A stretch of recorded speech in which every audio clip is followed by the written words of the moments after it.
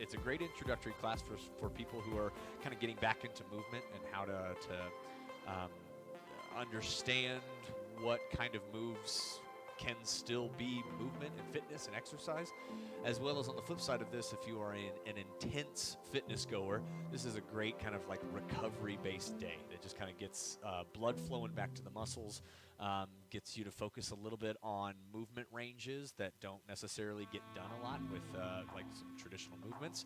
So without further ado, let's just jump on into it. If you have a tennis ball or a couple tennis balls on standby, awesome. Grab one of those. You can use one. Like if you just have one, that's fine. Or just a ball in general, any sort of ball. The denseness is what's going to differentiate here. So tennis ball is nice because it has a little give in it.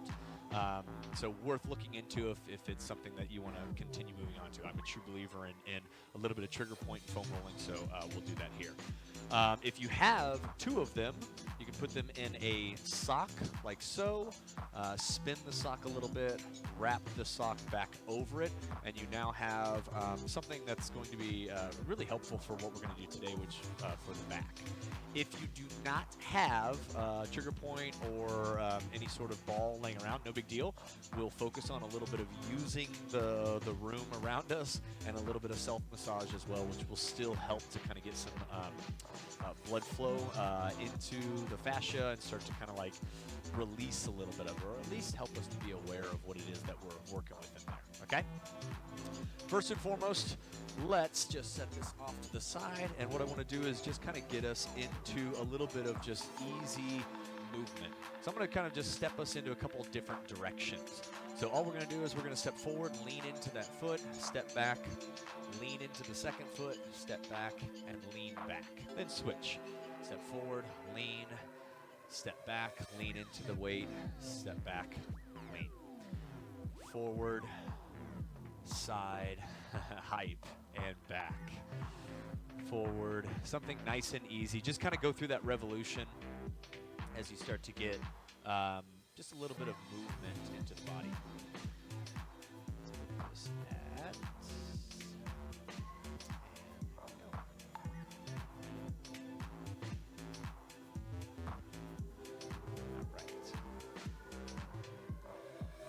Okay, so now take your feet out wide and let's just start to kind of sit back into our chair. And whatever that looks like for you, it might look a little different. The range might be a little bit less, and that's fine. We're not really focusing on anything intense. You can even use your hands here to kind of help yourself out. Again, we're just kind of focusing a little bit on this back and forward kind of movement. Getting a little bit of movement. We've been sitting for a while, so everything is nice and short. So the last thing we want to do is try and like jump straight into stuff. So just a little bit of easy kind of movement. You might even kind of bring the legs up after the squats. Maybe even flick them back a little bit. Very gentle, very gentle. Just a couple minutes, kind of get a little bit of movement. Let's do about 10 more seconds of that. And on the last one, take your feet wide as you come up to standing. And now what we're going to do is we're going to try to hold our deepest squat. We're going to use this as a way to see where we're feeling today, okay? So descend down a little bit. You might have your hands right here on your thighs, and that might be as low as you can go. If you can, sit a little bit lower into those hips. See if you can. And listen to what you're feeling. Are you feeling hip flexors? Are you feeling glutes? Are you feeling knees? Are you feeling ankles? If you're feeling something that does not feel good, then sit out of it a little bit, okay? So I'll just hold up here, and if I need to rest, I can always come back out. So come on down. Now from here, I'm going to take one arm and reach it up and back towards the ceiling, taking my eye gaze up to the back of my hand as well. Release and rise. What is that? You're crying? Coming in already? Then squat and then hit to the other side. Reach up. So trying to see what kind of rotation we can get in our body. Today we're going to focus a little bit on that spinal rotation. Let's do one more on each side. Come on down. Reach the arm out. And again, if you're up here on the knee, you're still just trying to open up the upper body. Hey, Shinks, you gonna work with us today? Squat. Open to the other side. And release down. Okay, again, just think about that. Think about what you felt in your neck as you tried to look back. Think about what you felt in the shoulders as you tried to reach back. Your back as you tried to rotate around while holding the squat. These little sensory awareness things are going to help us later on when we look at that movement again, okay? But for right now, two things. Either grab your pair of tennis balls or find like a door jamb, a corner of your house. We are going to start by setting these tennis balls between our shoulder blades, okay? If you're using the corner of a door, you're just going to set the corner of that door and lean back into the muscle that surrounds your spine, okay? You have to pick one side right now so you'll get to switch, but you want to find where the corner sets on one length of spine, or on the opposite side of the spine, so not on the spine. There's a ropey muscle that matches on each side. So use the corner to kind of like feel a little bit of that and say, okay, there's muscle, that's spine, there's muscle. Okay, so what we want to do is once we find that, you want to kind of like very gently roll forward and back or a little side to side. Now you can vary the intensity here, Jinx. Vary the intensity here by jutting your back out a little bit, okay? So almost kind of like rounding through the shoulders. If you have the tennis balls, I'm going to set those down on the ground. And then one tennis ball is going to be on each side of my spine. So once I come down here, I've got a tennis ball between each shoulder blade, and I'm just going to hold that for a second. Again, if you're on the door frame, you're just very gently rocking up and down, side to side. Let's do about 10 more seconds there, and then I'll have you switch if you're on the door. If you're on the floor, just relax into that weight a little bit. See if there's anything that kind of hollers out at you a little bit. What's causing this is little adhesions in our fascia. The fascia is what coats our muscles. Kind of this wet, hydrated kind of sheath that covers the muscles. And they form adhesions. So what we can do, if you're on the door frame, switch sides. Make sure you're hitting the other ropey side of the spine. But what we can do is we can add a little compression. A little compression to take these adhesions and start to put them back down into that full kind of sheath that our fascia should be in. Big deep breaths here. If you're laying on it, on the tennis balls, you can use your arms and kind of create some little different movements here as you circle around or move the hands. Again, if you're on the door jamb, I'm leaning back against it. And again, I can do the same thing. I can open my arm and reach across, open. This is a form of a pin and stretch technique. By moving a different distal joint, so moving something away from the point that we're working on. So instead of actually rocking around over that fascia, we pin it and then we move other joints or other ligaments, other appendages, that's the word I'm looking for, to kind of stretch and help kind of like create a little rubbing or sheathing with the muscle and fascia.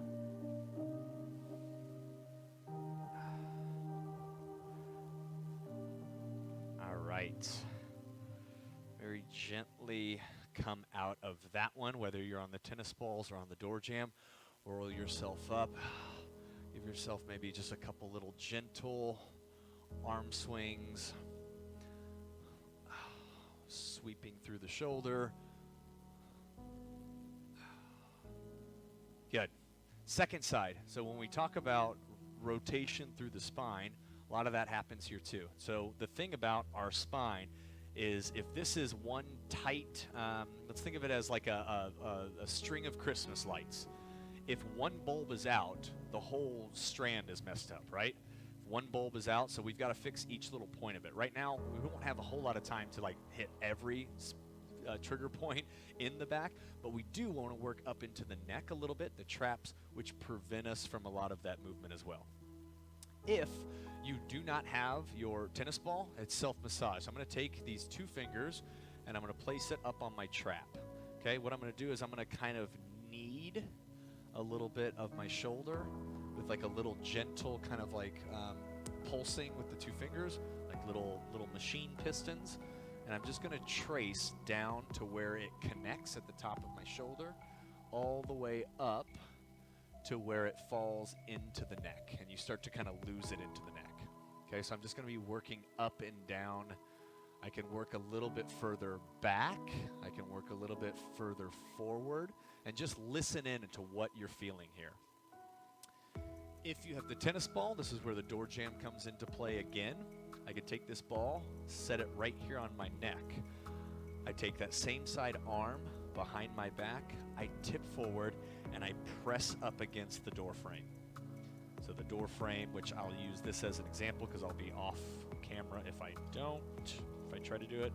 I don't recommend using a door like this. But you'll come forward, I'll set it just like so. The hand goes back. And what I'm doing from this position, now I'm moving my head a little bit to create some different stretches. Okay?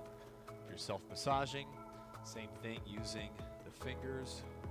And you can even take your head gently away from it to kind of stretch out the muscle a little bit, maybe expose some of those knots a little bit more. And when you find something that kind of like, ooh, I feel that, press down on it with a little bit of pressure, just a little bit. Ooh, you might feel that like up in your neck, up in your ear, up in your temple. Might even feel a little bit of it in your back or your shoulder because it's all connected.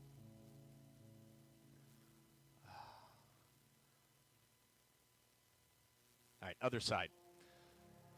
Same thing. I take this hand, I'm going to reach it behind. What I'm doing here is, again, I'm rotating the shoulder and I'm exposing more of this muscle because there's a lot of bundles of muscle fiber here. If I kind of drop the shoulder and expose it, it helps me a little bit in being able to knead out that muscle.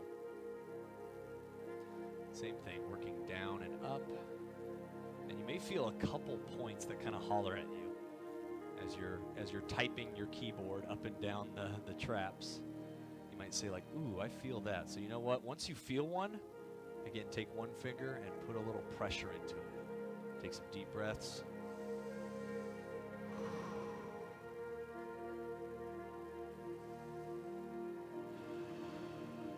Maybe even take the ear to the opposite shoulder or rotate the chin down and up.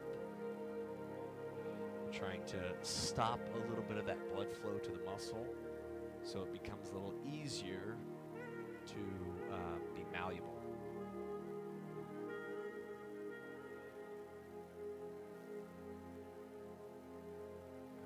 All right, and from here, gently release that and start to quickly knead that space as you then work it up and out through either the top of the neck or out through the base of the shoulder. Good, awesome. A couple minutes of just working a little bit of the fascia, a little of the trigger points. I love doing this before not only just a workout in general, but I like to do this before something mobility-based because it helps to relax that tissue, relax the muscle, and allows us to get into the range of motion that's really going to be most beneficial to this style of movement. Okay, let's come on down to the ground. We'll start from the ground and work our way up. We'll do a couple basic kind of mobility movements just to see if we can get some muscles activating, some joints moving. So hands underneath the shoulders, knees underneath the hips. We're going to get into a quadruped or a bird dog position. You may have seen these before, but it's going to be a cat camel. So what I do is I push through the hands, I round through the back, and I tuck my pelvis under my body, trying to create this big camel hump. And then I will then depress the shoulders a little bit, sink my core down, arch the tailbone up, and lift my eyes up towards where the wall and the ceiling meet. Okay, now let's use the breath. Let's exhale as we go into camel.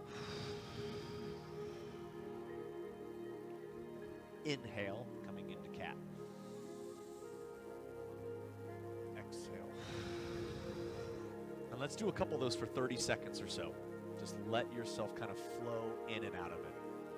Inhale, exhale, inhale, and exhale.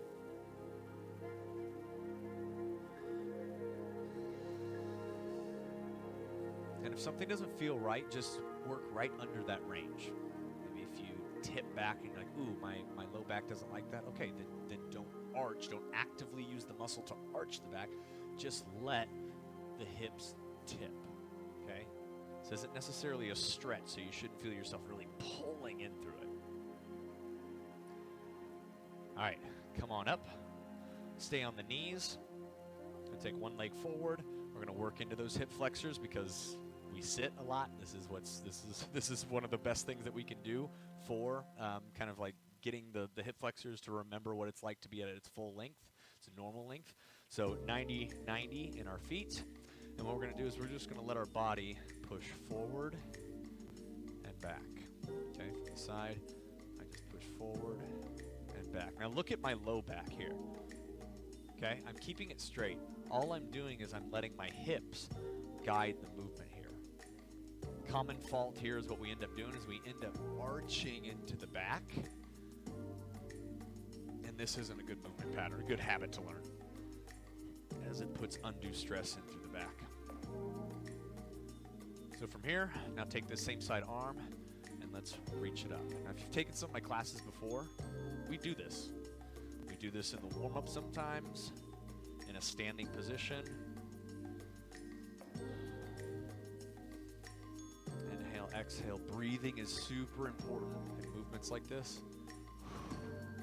Inhale, thumb to shoulder, exhale, and just reach straight up. Again, no arching back. All right, switch sides. Knee to the ground. Again, find your base. Gentle little body weight forward, rocking back. And you might start short at first, which is fine. Short movements at first. And you'll probably notice, like, I'm feeling kind of my end range pretty early on, where you feel kind of that, like, that tightness. If you feel yourself get to that point and your body compensates to get further into the range, try to prevent that. Okay, so only go as far as you can until your body starts to say, no, we can get there in a different way. Because again, then that doesn't give us any benefit here. Okay, thumb to shoulder and reach.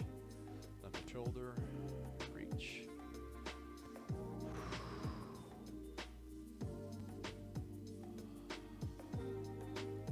What's great about some of these movements is little by little we start to kind of like increase the pace a bit, and you realize you start to breathe a little bit. Will you be covered in sweat by the end of it? Absolutely not. Hopefully not. But I get you working a little bit. Okay, last one. All right, stay on the knees. So bring both knees down. We're going to do a little side bend, a little rotation here. I'm going to take my hands, make like an equal sign, okay? Palms facing one another. I'm going to take this side, my top arm. The top arm is going to reach over while the bottom arm reaches under. And I'm going to try and rotate and spin while keeping my knees and hips square, okay? So rotate. And my eye gaze is going to follow up towards the pit of my elbow and back. And you notice there's a little side bend in this one, so you should probably feel this outside oblique and reach. So from the side, it looks like this.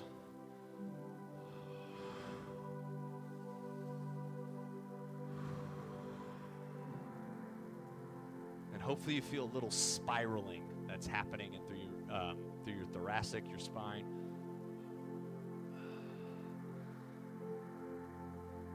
It's a really good movement here to get us understanding different planes of movements. Okay, we've got our frontal plane, we've got our sagittal plane, and our transverse plane. This is how we do movement in life. So if we can get some different types of movement, lots of times it's that transverse plane, the rotational plane, and that just benefits our body. Okay, switch, other side. Rotate, reach.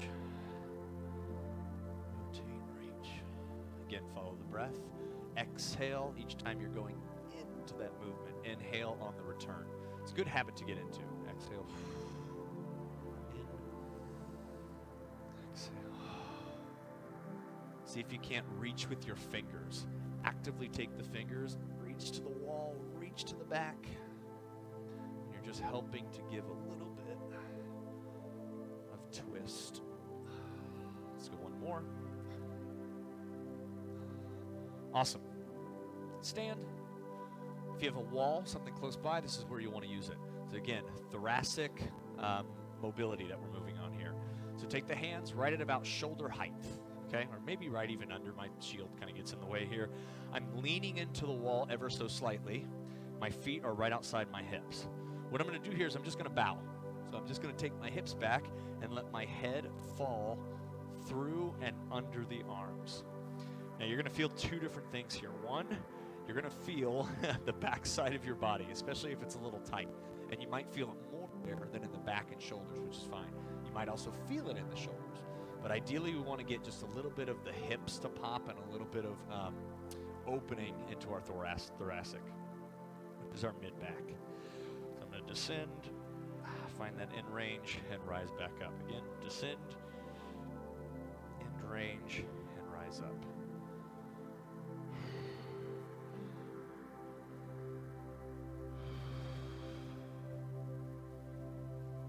Just kind of work at your pace, using a little bit of that breath, supporting yourself with the wall, kind of pushing into the wall.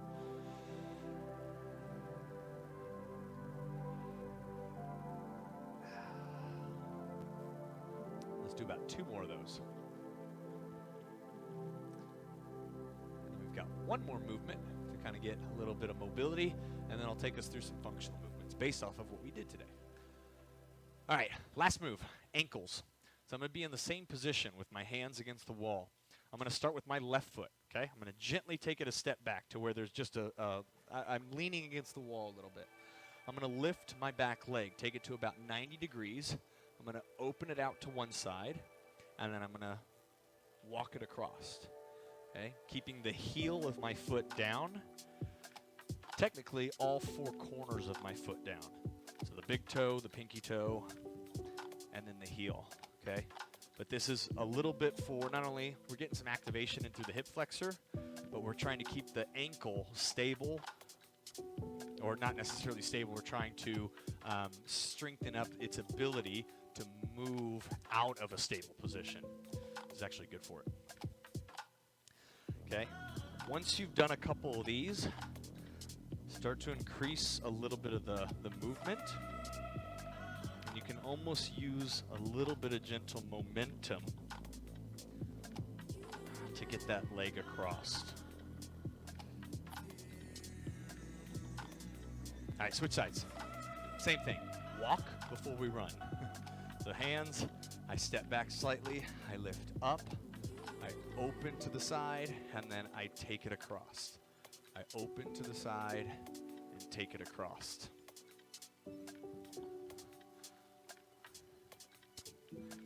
Last 9 minutes here, and we're going to go into a little bit of functional movement at a quicker pace. That'll get the heart rate up a little bit, just train us in how we're moving. Okay, get a little bit of that swing. The last 10, 15 seconds, increasing some of the movement.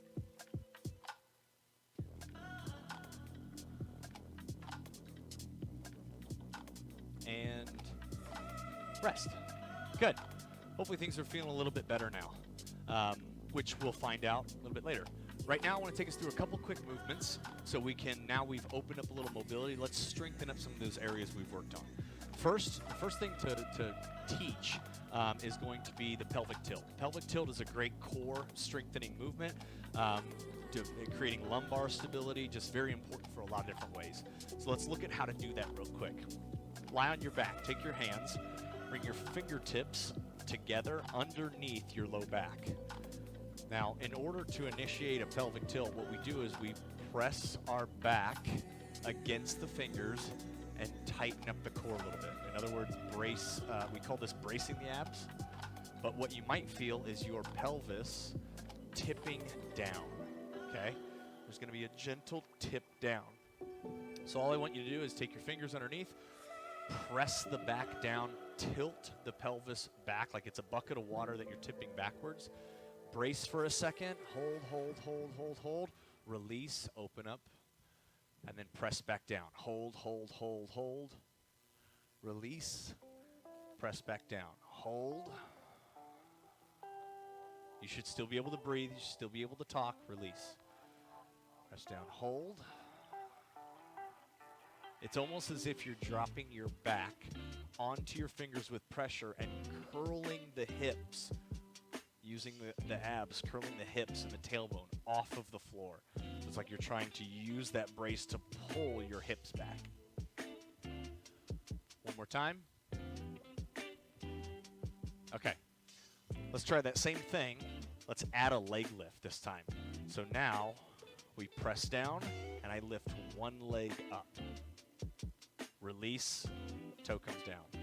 Press down, lift the other leg up.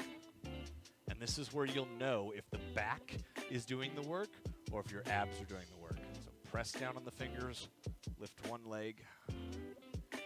Might feel a little shiver in the core, which is good. A little shiver in the core is always good. Release, one more time, hold,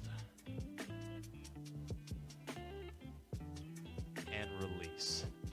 All right, roll yourself up. We're gonna go that same kind of like strategy. We're gonna work in a bird dog position, that quadruped that we did early on. So same thing, hands underneath the shoulders.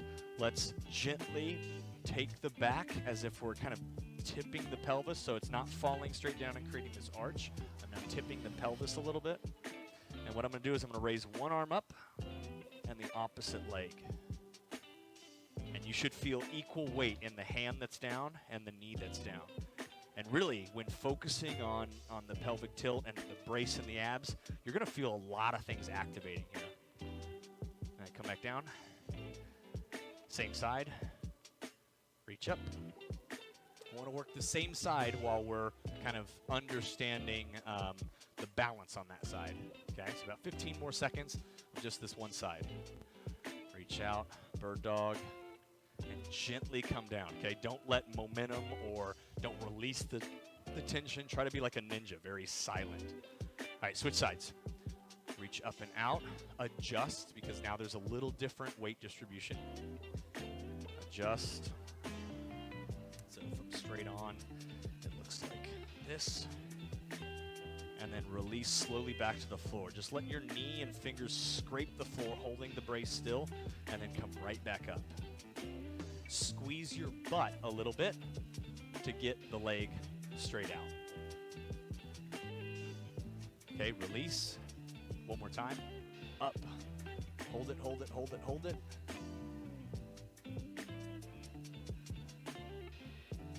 And release. Nice. Okay. A little bit of core stuff here. Let's go movement that is a really great stretch, great warm-up movement as well. They call it the world's greatest stretch. We're going to stay in the same kind of 4-point position, but instead, lift the legs up, okay? Start on the knees with me first. So I'm going to take the leg closest to me. What I'm going to do is I'm going to step it up towards my hand. I'm then going to release the inside hand, drop the shoulder a little bit, and then open up to create a T, okay? Then I come back down, and then to the knee, all right? Backside. Step forward, and your range of motion will look different. I let go of that inside arm. I let the shoulder dip a little bit, which creates, again, a little bit extra stretch, and then open out to the side, okay? Let's just do that for about 45 seconds. Just switching from side to side. Okay, step in, release, rotate, down. Step in, release, rotate, down. Step in, release, rotate, down. Step in, release, rotate, down. Step in, release, rotate, down. 3, 2, 1. Last movement before we take all those movements and kind of put it together in like a movement flow. Lie down on your stomach. gonna call this like a reverse skydiver. So I'm gonna keep my eye gaze down towards the floor. I'll take my hands and just relax them wherever. I'm gonna lift my feet up and connect the heels together. Make the knees will spread out a little bit. And from this point, I'm gonna push out of my heels, squeeze my butt, and just lift the legs off the ground. Okay, so like a 2 count up and a 2 count down. 1 Mississippi, 2 Mississippi, 1 Mississippi, 2 Mississippi. You're feeling glutes, you're feeling low back as you reach up. Your upper body isn't doing anything, you're just relaxing. You can fold your arms and put your forehead to the palm or to the back of your hand, and you're just squeezing the butt.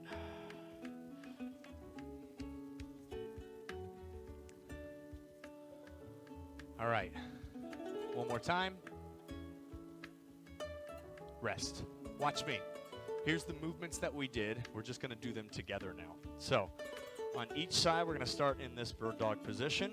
What I'm gonna do is I'm gonna reach out, in, out, in. Lift up onto the feet. I step one side in, rotate, back, step back to plank, step in, rotate, world's greatest stretch. Then I gently lower myself down, kind of like a reverse push-up, and then I'm gonna do 1 skydiver press. And then back down, pressing myself up, bird dog, okay? Let's do that for 1 minute, just 1 minute, we're just gonna do that continuous. You might get through 2, maybe 3 of these, all right? Let's go. Bird dog, reach, bird dog, reach, lift up, step in, little world's greatest stretch.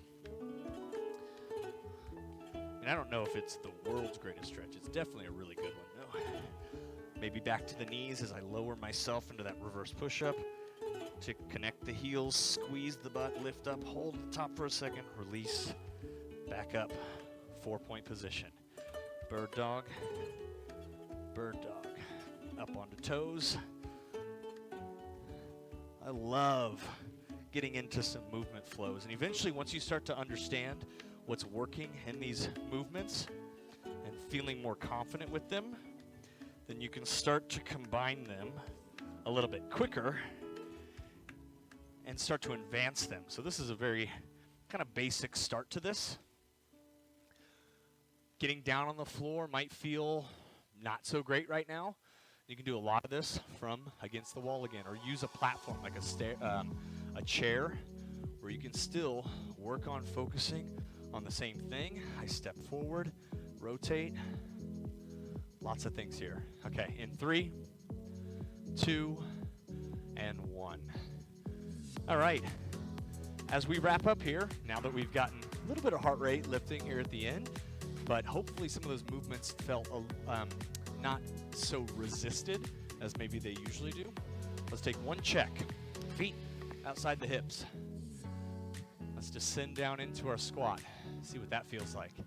Might already feel a little bit better. It might not, and that's okay. Take one hand and let's open. Can you reach a little further back? Can you take your eye gaze a little further back? Okay, come back to the center, maybe step up.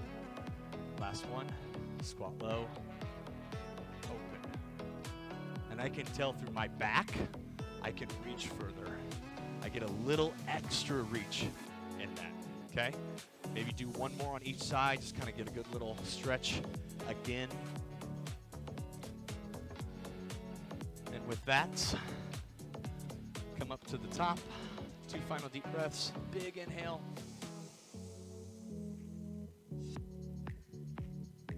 Exhale out. One last time, together. Inhale in. And exhale out. That is our Revivify class today.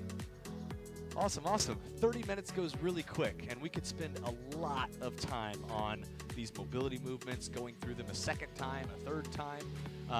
But heck yeah, it's these are movements that are going to help you in some of those higher intensity or those other strength training kind of days. So one thing that I say is a regret of mine is neglecting this stuff early on in my life. Honestly, I kind of got caught into this whole like, okay, I got to do squats, and I got to do barbell stuff, I got to do deadlifts, and it's like, all right, now I've got back injuries. Now I've been moving so much in one plane that my body is not used to doing functional things that happen in life. So when I tip over and grab dishes, or I go to tie my shoe, that's when I throw my back out. And I know I'm probably preaching to the choir there, where you're like, I didn't even hurt myself at the gym, because we're braced, we're strong, and we're focused on these very like precise machine-like movements. But life is not machine-like. Okay, so this kind of stuff is going to help us just to move and open and flow in different ways. So hopefully when we do put weight on our backs and we do load it up, we're stronger in that position. Awesome work today. Thank you for coming.